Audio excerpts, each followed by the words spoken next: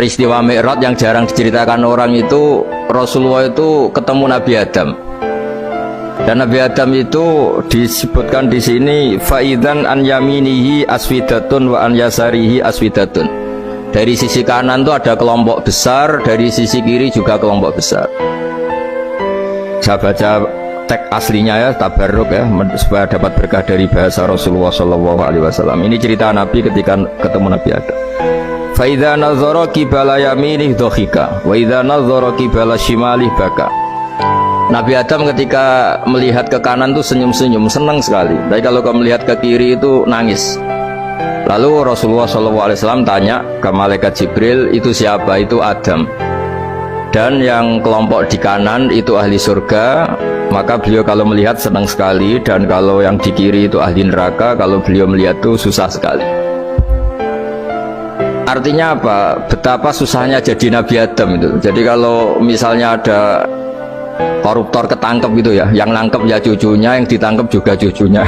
Kalau kita punya anak 10 itu, terus yang satu misalnya nyuri milik temannya, milik saudaranya itu, sing naboi ya anaknya, yang ditaboi juga anaknya. Kayak apa tersiksanya seorang Nabi Adam? Karena nggak punya pilihan, pasti dari sekian kasus dolim dan mazlum, yang mendolimi maupun yang didolimi itu pasti anak cucunya.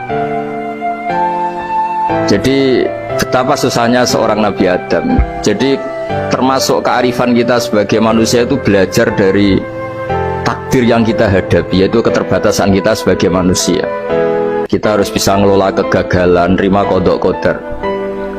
Makanya kata Mbah Mun, abahnya Gus Yasin itu sering cerita ke saya, iman itu paling dhuwur itu iman qadha qadar, khairihi wa syarrihi minallah. Kita harus punya kesiapan iman khairihi wa syarrihi minallah, bahwa segala kebaikan, segala syar itu sudah digariskan oleh Allah Ta'ala. Kita bisa apa sebagai manusia?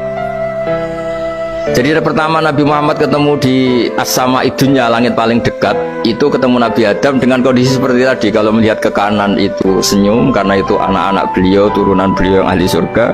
Kalau melihat ke kiri itu nangis, karena itu cucu beliau yang ditakdir tidak jadi orang baik.